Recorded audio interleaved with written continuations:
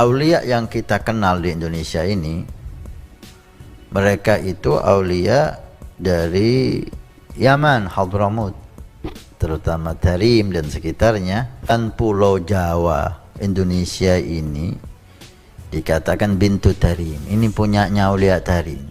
Tapi kita pernah dengar dari para salihin bahwa Indonesia ini milik aulia Tarim.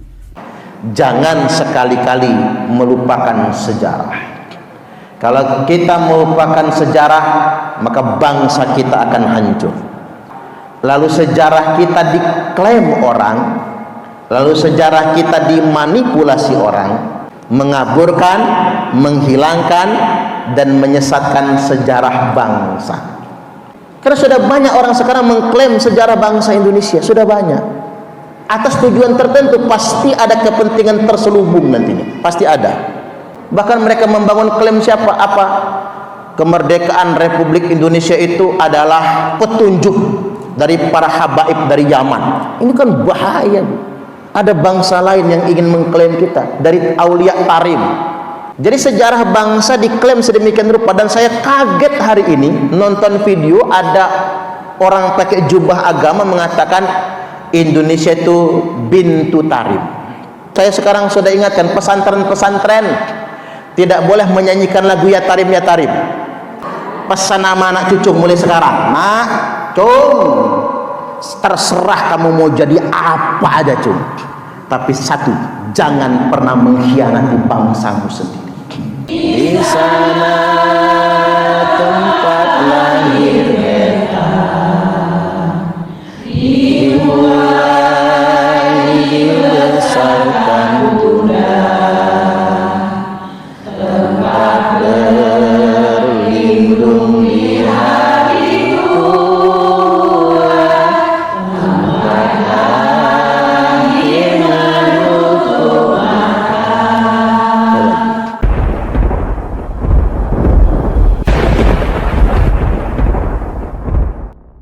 Kemerdekaan Indonesia ini atas berkat rahmat Allah. Jadi kita merdeka itu karena pertolongan Allah. Wa yansurakallahu nasran aziza.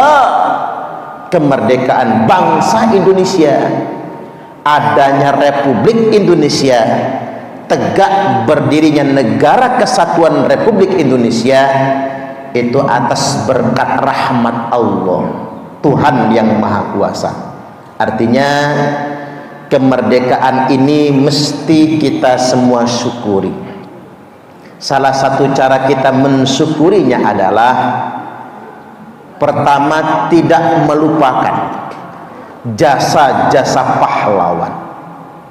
Yang jelas pahlawan bangsa kita berabad-abad lamanya berjibaku melawan penjajah Belanda, kemudian disebut VOC, sampai kemudian di era perjuangan kemerdekaan kita masih sempat juga dijajah Jepang, di mana para pejuang kita tak sempat menikmati indahnya alam kemerdekaan. Mereka mewariskan kemerdekaan itu buat anak cucunya, buat kita semua. Kitalah yang menikmatinya. Maka jas merah, jangan sekali-kali melupakan sejarah. Kalau kita melupakan sejarah, maka bangsa kita akan hancur. Apalagi sejarah kita lupakan, lalu sejarah kita diklaim orang, lalu sejarah kita dimanipulasi orang, lalu sejarah kita disimpangkan orang, maka masa depan generasi kita yang akan terancam. Makanya belajar sejarah itu wajib, dan sejarah harus objektif, tidak boleh katanya, harus ada data sejarah. Jadi yang pertama, kita mengenang jasa para pahlawan yang beliau-beliau itu berjuang untuk bangsa dan negara ini, saling menguatkan satu sama lainnya, rawe-rawe rantas, malang-malang tuntas. berdiri sama tinggi, duduk pun sama rendah, ringan sama dijinjing, berat sama dipikul. Tapi kadang-kadang itu menjadi berubah gara-gara urusan dunia. Di alam kemerdekaan ini, gara-gara berebut dunia, kawan bisa jadi lawan, menjegal kawan seiring, menggunting dalam lipatan, menjadi duri dalam daging, atau bahkan menjadi bara dalam sekam. Kalau kata Ki Hajar Dewantara itu dengan falsafahnya ingarso sun tulodo, yang di depan ngasih contoh memimpin, ing madya mangun kerso, yang di tengah membangun semangat menguatkan perjuangan, tutwuri handayan, yang di belakang mendorong. Tapi di zaman sekarang falsafah itu menjadi meleset gara-gara kelakuan manusia. Ingarso numpuk bondo, orang udah berebut numpuk harta, menghalalkan segala cara, bahkan kalau bisa demi kuasa menjegal teman sendiri. Ing madyo mangan konco, temen dimakan. Ini gara-gara dunia ini. Tutwuri golek rai, ujung-ujungnya di belakang cari muka. Nah, artinya memang mengapa ini terjadi? Karena orang melupakan sejarah. Maka jas merah, jangan sekali-kali melupakan sejarah. Yang kedua, cara kita mensyukuri kemerdekaan ini dengan cara mengisi kemerdekaan, yakni dengan sesuatu yang bermanfaat, saling menguatkan satu sama lainnya. Jangan pernah mau diadu domba. Kita harus saling bahu-membahu.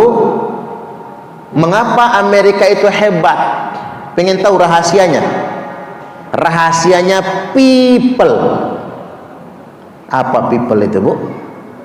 Ya, sekali-kali belajar bahasa Inggris nih kita. Orang Amerika itu mengklaim semua sejarawannya, pemikirnya, intelektual cendekiawannya, kekuatan Amerika bukan pada senjata. Kekuatan Amerika bukan pada ekonomi, tapi kekuatan Amerika ada pada people, masyarakatnya. Masyarakatnya banyak tapi nggak bisa diadu domba, nggak bisa dipecah belah. Makanya di Amerika itu jadi presiden 4 tahun sekali. Masih mending kita, Bu, 5 tahun sekali ganti presidennya. Di Amerika itu 4 tahun sekali, tapi nggak ada persoalan siapapun presidennya, negaranya maju. Karena ngapa? Masyarakatnya nggak bisa dibenturkan, masyarakatnya nggak bisa diadu domba. Itu cara mengisi kemerdekaan nomor 1, jaga persatuan dan kesatuan. Entar dulu yang lainnya. Lalu kita lihat Cina. Mengapa Cina itu hebat? Padahal Cina dulu melarat, Bu, lebih melarat dari kita. Mengapa Cina itu kuat? Padahal dulu negara miskin, penduduknya terbanyak 1 miliar lebih. Gimana cara ngasih makannya ya, Bu, ya? Saking banyak manusia di Cina itu. Tapi mengapa Cina kuat? Sekali lagi jawabannya people. Masyarakatnya nggak bisa diadu domba. Nah, kembali ke bangsa kita. Kalau kita ingin kuat, kita harus menjadi bangsa yang bersatu, menjaga kerukunan antar sesama, menghormati komitmen bersama kita, Bhinneka Tunggal Ika, berbeda-beda tapi tetap satu jua. Ini yang harus kita jaga demi satu, terjaganya keutuhan negara kesatuan Republik Indonesia. Jangan pernah mau diadu domba atas nama apapun, termasuk atas nama agama. Karena kadang-kadang kan orang mengadu domba itu atas nama agama. Hati-hati juga, dianggapnya dia membela agama, tapi melawan negaranya sendiri. Dia bukan sedang membela agama, tapi dia sedang memperalat agama untuk menghancurkan bangsa dan negaranya sendiri. Nah, ini kita harus hati-hati. Makanya ini ada sebuah catatan dari Brigjen Pol R. Ahmad Nur Wahid. Kata beliau, waspada, tiga strategi menghancurkan Indonesia, atau strategi kelompok menyimpang, kelompok asing, dalam menguasai Indonesia. Apa saja itu? Satu, mengaburkan, menghilangkan, bahkan menyesatkan sejarah bangsa. Hati-hati. Mengaburkan, menghilangkan, dan menyesatkan sejarah bangsa. Kita harus kritis dengan sejarah. Kok perasaan di buku sejarah pelajaran anak saya ini atau cucung saya ini nggak sesuai itu dengan sejarahnya sesungguhnya? Harus dikritisi. Karena sudah banyak orang sekarang mengklaim sejarah bangsa Indonesia, sudah banyak. Atas tujuan tertentu, pasti ada kepentingan terselubung nantinya, pasti ada. Ada yang membangun klaim begini, pahlawan-pahlawan Indonesia itu disebutkan dari orang Tarim. Imam Bonjol, termasuk Cut Nyadin gitu ya, termasuk Pangeran Diponegoro, diklaim oleh bangsa asing. Jadi jangan sampai sedemikian rupa. Bahkan mereka membangun klaim siapa apa? Kemerdekaan Republik Indonesia itu adalah petunjuk dari para habaib dari Yaman. Ini kan bahaya. Ada bangsa lain yang ingin mengklaim kita dari Aulia Tarim. Kemudian yang berikutnya apalagi? Lagu Indonesia Raya bikinan mereka. Bendera merah putih dikatakan bikinan mereka. Ini masalah ini. Jadi sejarah bangsa diklaim sedemikian rupa, dan saya kaget hari ini nonton video ada orang pakai jubah agama mengatakan Indonesia itu bintu Tarim. Mau tahu nggak kalau Indonesia disebut binti Tarim? Tahu nggak? Indonesia itu binti Tarim. Indonesia itu anak wedoe Tarim, anak perempuannya Tarim. Banci dong saya. Indonesia ini miliknya Aulia Tarim. Karena Indonesia ini bisa berkah dan jaya merdeka gara-gara Aulia Tarim. Ini hati-hati ini. Pasti ada kepentingan terselubung di balik itu semua. Yakin saya. Ada kepentingan terselubung. Untuk apa? Mengkopasi sejarah bangsa Indonesia, lalu kemudian menguasai bangsa Indonesia. Hati-hati. Terus anak-anak kita itu, saya sekarang sudah ingatkan, pesantren-pesantren tidak boleh menyanyikan lagu Ya Tarim Ya Tarim.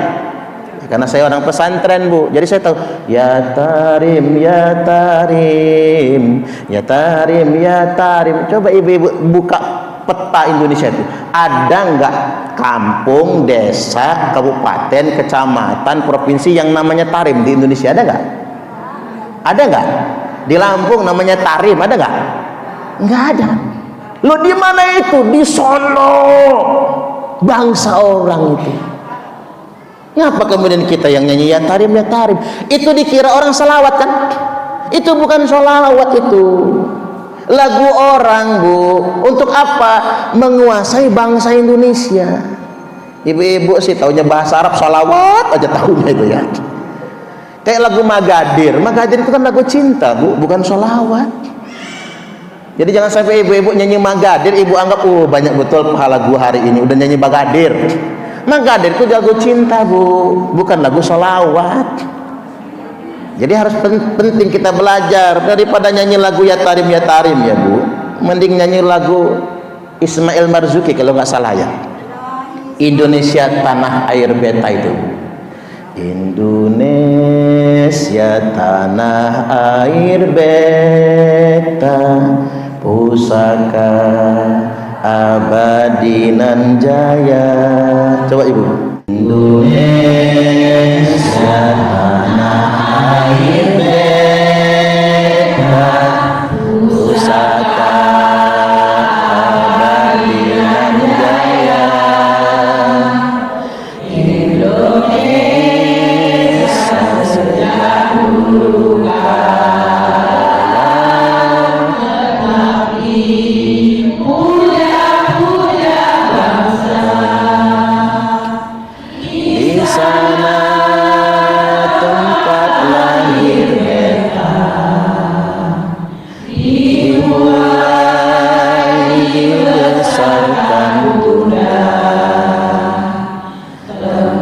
berlindung di hari tua.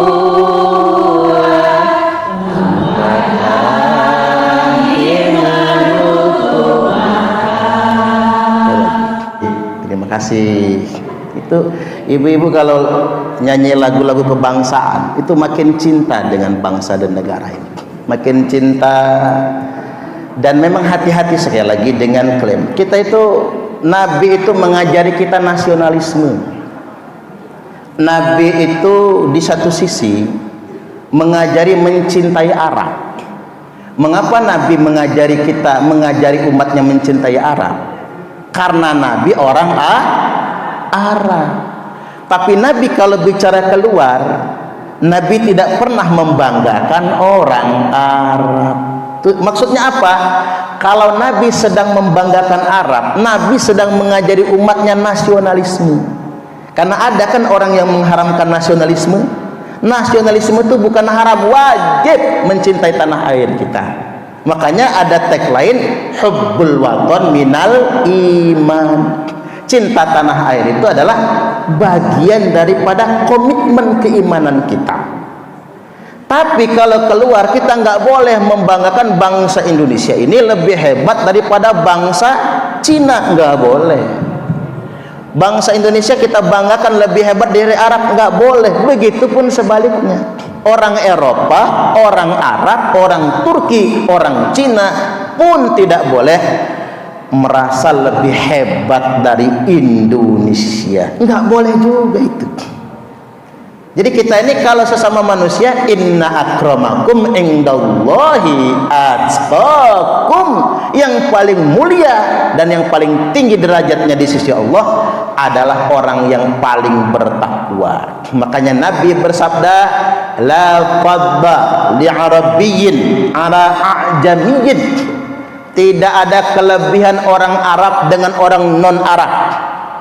Wala li ajamiyyin ala Arabiyyin, tidak pula orang non Arab lebih mulia daripada orang Arab. Wala li ahmara ala aswada, tidak juga orang yang kulitnya merah, atau kalau dalam bahasa kita kulit putih ya, orang yang kulitnya merah lebih mulia daripada orang yang kulitnya hitam. Wala li aswada ala ahmara, dan tidak juga orang yang kulitnya hitam merasa lebih mulia daripada yang kulitnya merah. Tidaklah yang kulitnya kuning lebih mulia daripada yang kulitnya coklat. Karena Indonesia ini yang merah nggak ada, yang putih nggak ada, yang hitam banget nggak ada. Yang banyak Indonesia ini kuning sama coklat. Tidaklah yang kulitnya kuning lebih mulia daripada yang kulitnya coklat. Tidaklah yang kulitnya coklat lebih mulia daripada yang kulitnya kuning. Illa bittaqwa, kecuali takwa, kata Nabi. Yang membuat kita lebih mulia dari orang lain itu adalah takwa. Yang tahu kita takwa siapa? Hanya Allah semata. Kita nggak tahu. Bahkan kita ini nggak tahu udah takwa apa belum kita ini, karena kita nggak tahu. Yang maha tahu cuman Allah subhanahu wa ta'ala. Makanya hari ini sebagai bangsa Indonesia, maksud saya kita bangsa Indonesia nggak boleh inferior. Apa itu inferior? Merasa rendah diri nggak boleh. Mentang-mentang kita jadi inlander di zaman Belanda, 3,5 abad dijadikan bangsa terendah misalnya, jangan kebawa-bawa sampai sekarang. Ayo kita berkarya. Jadi saya ingin ingatkan, kita mesti mengisi kemerdekaan, tapi nggak usah muluk-muluk sekarang kalau ngisi kemerdekaan itu. Jaga persatuan dan kesatuan. Nah sekarang begini, orang Arab itu pintar-pintar, Bu. Tapi mengapa mereka lemah? Karena berantem dulu. Yaman perang, Irak perang, Suriah perang, Afghanistan perang. Kemudian negara yang nggak pernah akur di Timur Tengah itu, gimana mereka mau besar? Nggak pernah akur. Termasuk yang terbaru ini apa? Palestina kan? Ibu-ibu kalau nonton berita itu kan ngenes sendiri ya Bu. Rasa-rasanya pengen tak banting aja HP itu. Saking kesalnya kita nggak bisa buat apa-apa gitu loh untuk nolong Palestina itu. Orang bayi ya Bu, kepalanya sampai putus gitu ya. Saya ngebayangin ada anak kecil nangis-nangis kan. Waduh, nggak tega ya Bu. Kalau boleh diangkutin ke Indonesia kita ambil aja ya jadi anak kita itu ya. Kalau boleh gitu loh Bu, mending kita urus saja tuh anak-anak, kasihan menogak ganteng jadi cantik lagi. Namanya orang Arab ya Bu ya. Tapi mengapa Palestina teraniaya? Karena negara Arab nggak ada yang bersatu, bora-bora bersatu. Kejadian terakhir Ismail Haniyeh almarhum itu lagi menghadiri pelantikan presiden Iran, sama pasukannya mati semua. Berita internasionalnya apa? Kena rudal. Kalau kena rudal kan berarti di rudal lama Israel kan. Orang kemudian mendiskusikan mana pertahanan udara Israel. Usut punya usut Bu. Kalau kena rudal, ibarat masjidnya kena rudal, hancur dulu bangunan masjid ini, atapnya hancur, baru dikenain itu yang disebut dengan rudal. Ini atapnya utuh. Lo kok bisa kena rudal? Bukan rudal taunya Bu, kena bom yang memang sudah dipasang di tempat nginep itu. Yang masang siapa? Orang Iran dewe. Artinya di situ saya banyak pengkhianat di Iran itu kan, banyak pengkhianat. Jadi kita ini hancur gara-gara dikhianati oleh orang kita sendiri. Ini yang harus kita sadar. Saya ambil contoh. Hancurnya Kesultanan Aceh oleh siapa? Oleh saudara kita yang dari Yaman, Habib siapa gitu namanya, yang jadi antek Belanda. Hancur Kesultanan Aceh. Kesultanan Banten yang ngancurin siapa? Saripah Fatimah, perempuan Bu, yang ngancurin Kesultanan Banten kerjasama dengan Gubernur Jenderal Baron van Hof. Ujung-ujungnya dia nikah masuk Kesultanan Banten, Sultan Banten kemudian dipenjara di Ambon. Dia pacaran Bu sama Gubernur Jenderal Baron van Hof. Surat-surat cintanya masih disimpan itu di Dinas Kebudayaan DKI Jakarta. Akhirnya dia diberontak oleh masyarakat Banten, akhirnya dia diasingkan di Kepulauan Seribu Jakarta, mati minum racun akhirnya. Nah, oleh orang Indonesia yang geblek-geblek ini, maaf ya, diziarahi aja itu Bu, seakan malaikat di situ. Saya kasih tahu, ini bukan malaikat, ini pengkhianat bangsa Indonesia. Ini yang menghancurkan Kesultanan Banten. Ini yang selingkuh dengan Gubernur Jenderal Belanda Baron van Hof. Ini matinya minum racun. Lo kok kemudian diziarahi kayak wali? Oh gitu tuh. Oh Ustadz Parman fitnah. Kata saya kalau fitnah itu nggak ada datanya. Buka datanya. Kadang-kadang mohon maaf, yang menghancurkan bangsa kita itu, menghancurkan umat ini adalah saudara kita sendiri yang bekerja sama dengan bangsa asing yang kemudian berkhianat. Orang dulu nyebutnya apa Bu? Londo ireng. Londo ireng. Belanda tapi ireng, hidungnya pesek gitu. Orang kita dewek. Nah, ini pelajaran buat kita Bu. Bu, pesan nama anak cucu mulai sekarang. Nak, cung, terserah kamu mau jadi apa aja cung. Tapi satu, jangan pernah mengkhianati bangsamu sendiri. Jangan pernah mengkhianati negaramu sendiri. Itu aja pokoknya pesan. Dia mau hebat ya, kayak cucunya Bu Hajah Sri. Kan anaknya di luar negeri itu. Ini ntar lagi libur nih 4 bulan ya. Ntar lagi mau balik ke luar negeri. Jadi silahkan dia ke luar negeri. Tapi ke luar negeri silahkan. Tapi pulanglah ke tanah air kita sendiri. Dan apa yang didapatkan sekolah di Amerika, di Australia, di Perancis, di Jerman, balik kampung, mulang tiuh, balik dusun. Hayo kita besarkan negara kita dewe. Saya ngomong begini ada teladannya. Siapa teladannya? Profesor Dr. Baharudin Yusuf Habibie. Berapapun negara luar akan bayar beliau tetap ingin pulang kampung. Ya seperti nyanyian tadi, Indonesia tanah air beta, pusaka abadi nan jaya. Indonesia sejak dulu kala selalu dipuja-puja bangsa. Jadi orang lain saja memuji bangsa kita, ngapa kemudian kita merendahkan bangsa kita dewe? Di sana tempat lahir beta, dibuai dibesarkan bunda. Kok saya jadi ingat pengen bayi lagi ya Bu ya. Di sana tempat lahir beta, dibuai dibesarkan bunda. Jadi cuman nggak ingat lagi ya gimana dulu waktu di ayunan itu ya. Saya ingat betul ayunan di rumah saya itu Bu, yang pakai per itu loh Bu, ada pernya itu ya, ada kainnya itu, yang gitu-gitu itu ya, ingat bener itu. Dibuai dibesarkan bunda, tempat berlindung di hari tua. Kalau udah ingat begini, masya Allah, ingat nenek-nenek udah pensiun ya Bu, tempat berlindung di hari tua, tempat akhir menutup mata. Di Indonesia kita lahir dan dibesarkan, boleh merantau kemana saja, tapi ingat, pulanglah ke Indonesia untuk membangun bangsa Indonesia, tempat berlindung di hari tua sampai akhir menutup mata. Kalau orang Indonesia itu jiwa nasionalismenya begini, kita kuat. Tapi sampai sejauh ini saya menilai ya Bu, Indonesia itu nasionalismenya kuat. Sampai detik ini saya menilai begitu. Karena mengapa?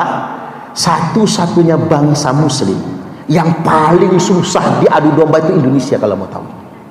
Di Afrika itu Somalia Bu, sesama orang Islam perangnya itu, sesama orang Islam. Indonesia inilah negaranya dengan belasan ribu pulau, dengan ribuan ratusan suku kan begitu ya, dengan ribuan ratusan suku, bahasa, tapi kita nggak bisa diadu domba. Nah ini modal buat Indonesia. Artinya memang kita punya modal dasar persatuan dan kesatuan untuk menjadi negara besar. Mudah-mudahan suatu hari nanti kita menjadi negara yang besar di dunia internasional. Allahumma amin, amin ya rabbal alamin. Baik. Kami adalah Laskar Sabilillah, pecinta Wali Songo dan para anbiya, pewaris peradaban Islam di Nusantara hingga berkibar bangsa Indonesia.